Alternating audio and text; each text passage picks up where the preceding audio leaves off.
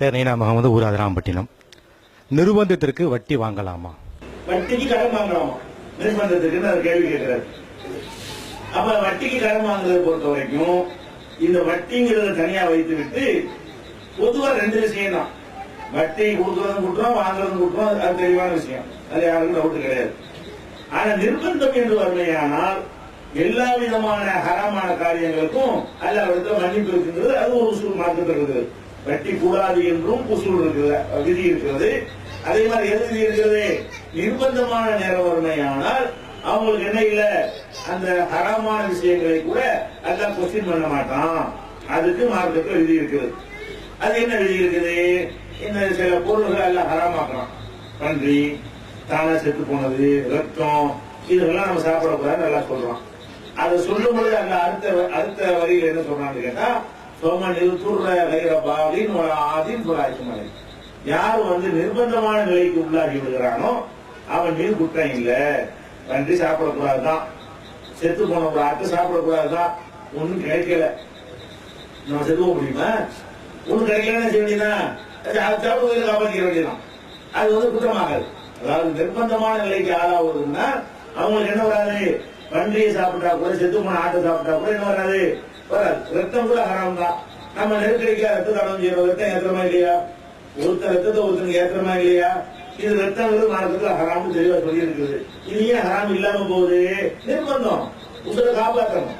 ரத்தம் ஏற்றினாதான் ஒருத்தன் மறைக்க முடியும். அவனுக்கு இல்ல ஆபரேஷன் பண்ணும்போது ரத்தம் நிறைய வேஸ்ட் ஆயிடும், ஆக்சிடென்ட்ல நிறைய வேஸ்ட் ஆகி போயிடும். பிரசவ நேரத்துல பெண்களுக்கு ரத்தம் நிறைய வேஸ்ட் அழிய போயிடும். அப்ப ரத்தம் ஏற்றினாதான் அவங்களுக்கு என்ன செய்ய முடியும்? காப்பாற்ற முடியும். நிர்பந்தம் ஆயிடுது. நிர்பந்தம் என்று வறுமையானால் மார்க்கத்துல ஹராமானவைகளுக்கும் என்ன இருக்கிறது? கேள்வி இல்லை. ஹராமான ஹலால் ஆகாது, ஹராமானதுக்கு மன்னிப்பு இருக்குது. ஹராமு தான். நிர்பந்தத்தில் கூட எப்படி வைக்கிறேன் உடனே ஹலால் ரத்தம் செய்யக்கூடாது, ஹராம் தான். அல்ல ஹராமாக்கு ஹலால் ஆகாது. நிர்பந்த நிலையில் அவன் செஞ்சால் அதுக்கு மன்னிப்பு இருக்கிறது. அந்த ஹராம செஞ்சதுல மன்னிப்பு இருக்குன்றாங்க. அப்ப இது ஒரு நிர்பந்தம். இன்னும் சொல்ல போனா இதெல்லாம் சின்ன விஷயம், இந்த திங்கிற விஷயம்லாம். அக்கீதா ஈமான் விஷயம் பெரிய விஷயம். அதோட இதோ ஒப்பிட்டோம்னா ஈமான் விஷயம் பெருசு தானே. நிர்பந்தத்துக்கு ஈமான கூட ஒரு மாதிரி நம்ம காட்டிக்கலாம். அல்ல குரான்ல சொல்லி காட்டினா, இல்லாமன் உக்ரிஹ கல்புஹு முத்மஇன்னுன் பில் ஈமான். உள்ளத்தில் ஈமான் நிரம்பி இருக்கும் பொழுது நிர்பந்தத்திற்கு உள்ளாகி ஒரு குஃபரான வார்த்தையை சொல்லிட்டான்னு சொன்னா அவன் மீது குற்றம் இல்லை. ஒருத்தன் வர்றான், அல்ல இல்லைன்னு சொல்ற, குத்தி வந்தான், அல்ல இல்லைன்னு சொல்லி போயிட்டு வேண்டியதான். உள்ளத்துல அல்ல இருக்கான், வாய்நாளைக்கு சொல்ல சாப்பிடாத, குத்தி துப்பாக்கி சொல்லுவாங்க, நல்லா ரெண்டு அல்லான்னு சொல்லுவான். அல்ல ஒரு பொருளை காட்டி இதை கும்பிடுவான், இதை கும்பிட்டாதான் அவனை உசுரோட எனக்கு கொண்டு வேண்டாம். நீங்க என்ன செய்யணும்? கொண்டு வா, நெசமா தெரிஞ்சாலும் செய்ய வேண்டியதான். சரிப்பா கும்பிடுறான் சொல்லிட்டு போயிட்டு வேண்டியதான். இதெல்லாம் பெரிய ஈமானுக்கு பாதிப்புன்னு கிடையாது. ஏன்? மனசுல நம்ம எல்லாத்தான் பார்க்கணும். மனசுல அல்ல தானே நம்ம உசுரை காப்பாற்றுறது தானே செய்யணும். உசுரை காப்பாற்றிக் கொள்வதற்கு அல்ல குரானில் அனுமதிக்கிறோம். இல்லாமல் உக்ரிஹ கல்புஹு முத்மஇன்னுன் பில் ஈமான்.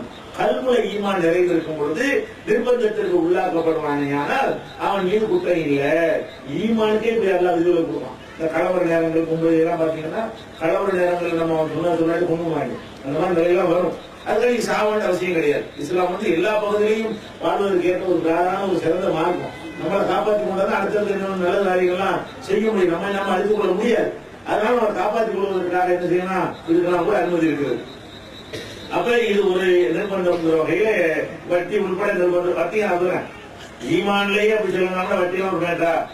ஆனால் நிர்பந்தம் என்னங்கிறதுலாம் நிறைய பேர் என்ன செய்யறாங்க, தப்பு பண்ணிடுறாங்க. நிர்பந்தத்துக்கு வாங்கலாம்னா நிர்பந்தம் என்ன? குடிசை வீட்டுல இருக்கிறாரு, அந்த பங்களாவை கட்ட நிர்பந்தமா? அவர் எதுக்காக வட்டி வாங்குறாரு? குடிசை வீட்டுல வாழலாம், ரசூலுல்லாஹ் வாழ்ந்தாங்க, அது மனிதன் வாழ்ந்து செத்து போயிடுவானா? அப்ப குடிசை வீட்டுல வாழ்றவர் என்ன செய்யறாரு? குடிசையை பங்களாவை கட்டுறதுக்காக நான் குடிசையில் இருக்கிறவங்க பங்களா அவசியம் நிர்பந்தம். இது நிர்பந்தமா? இது அல்ல நிர்பந்தம். நிர்பந்தம் நெசமா நிர்பந்தமா இருக்க வேண்டும். அதே மாதிரி ஒரு கடை வச்சிருக்கிறாரு, ரெண்டு கடை வைக்கிறது நிர்பந்தமா? அல்லது கடையே இல்லாம சம்பளத்துக்கு இருக்கிறாரு, நான் சம்பளத்துக்கு இருக்கிறேன், ஒரு தொழில் வைக்க நிர்பந்தத்துக்கு இருக்கிறேன், அப்ப அமர்வும் தொழில் வச்சிருக்கிறேன் உலகத்துல உனக்கு நல்லா தொழில் வைக்க, அல்ல அடி வேலை கூலி வேலை செய்ய வேண்டியதானே. கூலி வேலை செய்ய வேண்டிய செய்யக்கூடாது, சொந்த தொழில் பண்றது நிர்பந்தம் கூட அப்படிலாம் சொல்றாரு. நிர்பந்தத்தை எப்படிலாம் வளைக்கிறார்கள் சில பேர் கேட்டா, அவன் கூலி வேலை சம்பளத்துக்கு வேலை பார்த்துருக்கான். அவன் என்ன செய்யறான்? நான் எவ்வளவு நாள் சம்பளத்துக்கு வேலை பார்க்கறது, நான் முதலியாக போறேன், அதை வட்டி கடை வாங்குறேன். ஏன்டா அவன் நிர்பந்தம்? இது நிர்பந்தம் கூலி வேலை செஞ்சு செத்தா போயிருவீங்க. அப்புறம் அந்த நிர்பந்தங்கள் அது மாதிரி ஏதாவது வரணும்ல, உடல் கழிவு பாதிப்பு அது மாதிரி வந்தாதான் நிர்பந்தங்கள். அப்ப நிர்பந்தம் பொண்டாடி ஆஸ்பத்திரி சேர்த்துட்டோம். ஆஸ்பத்திரியில சேர்த்து ஆபரேஷன் 2 லட்சம் ரூபாய் கொண்டு வாங்குறான். கையில ஒண்ணும் இல்ல. ஜமாத்து போய் கேட்கிறோம், வெற்றி மேல கேட்கிறோம், பல வகையில கேட்டு பார்க்கிறோம், ஒண்ணுமே இல்ல. அல்லது வட்டிக்கு வாங்காம வித்துட்டு வாங்குறதுக்கு நகை எடுத்துருக்கான்னு தேடி பார்க்க அதுவும் இல்ல. 50 பவுன் நகையை வச்சிருப்பாங்க. அதுல இருந்து 2 பவுன் 10 பவுன் வித்துட்டு அந்த ஆபரேஷன் கிடைக்க மாட்டாங்க. அதுவே இல்ல இல்லன்னா நகையும் ரூபாய் கணக்கு இல்லையா?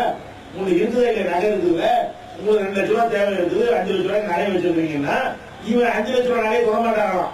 நான் நிர்பந்தத்தில் இருக்கிறேன், நான் போய் வட்டி வாங்கினா இருந்துச்சு பண்ணல. அதுவும் ஒருத்தர் இல்ல, என்ன செய்யலாம்?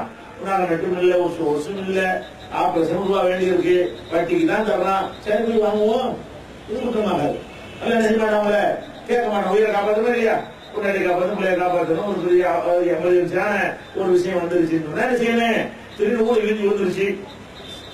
ஒண்ணு ஏதாவது குடிச்சு குச்சி இருந்தாலும் வாழ முடியும். அடிப்படை சாமம் ஒண்ணுமே இல்ல. முத்திரை எல்லாம் அடிச்சுட்டு போயிடுச்சு. இப்ப இவன் என்ன பண்றது? யார்ட்டையும் கேட்கணும், தரமாட்டேங்கிறாங்க. அப்ப ஒரு குடிச்சு வேணும்ல, பொண்டாட்டில ரோட்ல நின்று இருக்க முடியும். இது தாண்டி ஒருத்தர் வட்டி வாங்கின வழி இல்லைன்னா, வட்டி இல்லாம எல்லா விதமான முயற்சியும் பண்ணி பார்த்து விட்டு கிடைக்கலங்கிற பட்சத்துல வாங்கினால் இவன் நிர்பந்தத்துக்கு ஆக இருக்கான். இதுதான் நிர்பந்தம். அதுக்கான நிர்பந்தம் சாவுற அளவுக்கு இருக்கணும்லாம் கிடையாது. அதையும் கிடைக்கிறது நிர்பந்தம் என்னது? இல்லாட்டி செத்துரும் அப்படிங்கலாம் கிடையாது. நிர்பந்தத்துக்கு ஒரு எல்லை ரசூலாக சொல்லிவிட்டாங்க. நிர்பந்தத்துக்கு எல்லை என்ன?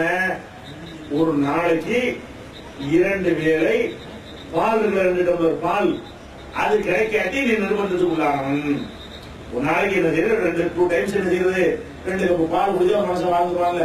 காலையில ஒரு கப்பு பால், சாயந்தரம் ஒரு கப்பு பால் கிடைச்சிருச்சு, அதான் கிடைக்குது அப்படின்னு சொன்னால் அவன் என்ன செய்யலாம்? நிர்பந்தத்துக்கு ஆளானவன். 20 நிர்பந்தத்துக்கு ஆக முடியுமா?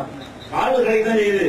அப்ப ஒரு நாளைக்கு உங்களுக்கு கிடைக்காட்டா கூட, 2 கப்பு பால் கிடைக்காட்டா கூட அவன் சில பேர் என்ன செய்வாங்க? நிர்பந்தம் சொன்னா இப்படி செத்து போற அளவுக்கு ஆகி, எலும்பு தோல் ஆகி, இன்னைக்கு ஏதாவது கொஞ்சம் திங்காட்டி செத்துருவான், அந்த அளவுக்கு ஆனவன் தான் சொல்றாங்க. அந்த மாதிரி ஆனவங்க இதெல்லாம் திங்கவே இல்லை.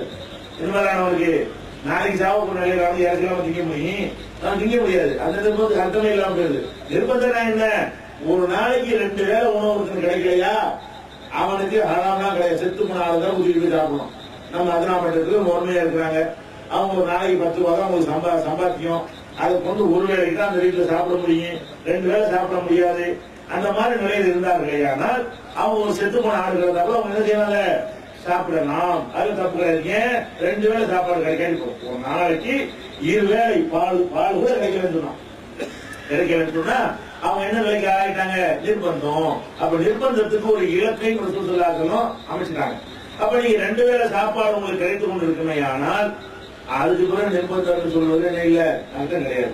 அது மாதிரி மருத்துவம், உயிர் காக்குதல் மாதிரியான நிர்பந்தம் அது மாதிரி ஒண்ணு இல்லைன்னு சொன்னா, வசதியை பெருக்கிக்கிறதுலாம் நிர்பந்தம் நினைச்சாங்க. அதை சொல்லி வட்டி வாங்கிடக்கூடாது. வசதியை பெருக்கிறது நிர்பந்தம் கிடையாது. இருக்கிற வசதியை கொண்டு வாழ முடியும். அதனால நிர்பந்தத்துக்கு மார்க்கத்துல மன்னிப்பு இருக்கிறது. ஆனா நிர்பந்தம் எதுக்குறோம் என்ன செய்யணும்? எப்படி நினைக்கிறீங்க? இதை போய் நிர்பந்தங்கிறவங்க இத உலகத்துல வேண்டா சொல்லலாம், கிடைச்சவன் சொன்னா ஒத்துக்குவான ஒரு 7 பேரும் முதல் தெரிஞ்சு வரும். நம்ம நிர்பந்தம் மக்களை ஏமாத்திக்கலாம். நிர்பந்தம் செஞ்சு நம்ம இப்படி சொன்னா அல்ல ஒத்துக்குவானா கண்ணப்படி என்ன செய்யணும்? இந்த பதில போய் அல்லாட்ட சொன்னா அவனுக்கு என்ன தெரியல, இதை போய் நிர்பந்தம் அல்லா நினைக்குவானா, அல்லா ஒத்துக்குவானா நீங்க கற்பனை பண்ணிப்பாங்க. இதை போய் எல்லாம் ஒத்துக்குவான்னு தெரிஞ்சா நீங்க நிர்பந்தம் இல்ல, செய்து அவங்களை ஏமாத்துறான்னு அர்த்தம். இல்ல அல்லாத ஒத்துக்குவான்னு உங்களுக்கே தெரியுது. நம்ம நிர்பந்தம் அல்லாவும் தெரியாம இருக்கு, இதெல்லாம் நிர்பந்தம் ஏற்றுக்குவான் உங்க மனசா சொல்லுமையானால் அப்ப நீங்க நினைச்சுக்கலாம், அதை எடுத்துக்கொள்ளலாம். நிர்பந்தங்கிறது கண்டிப்பா விதிவிலக்கு உண்டு. வட்டி உட்பட எல்லாத்துக்குமே.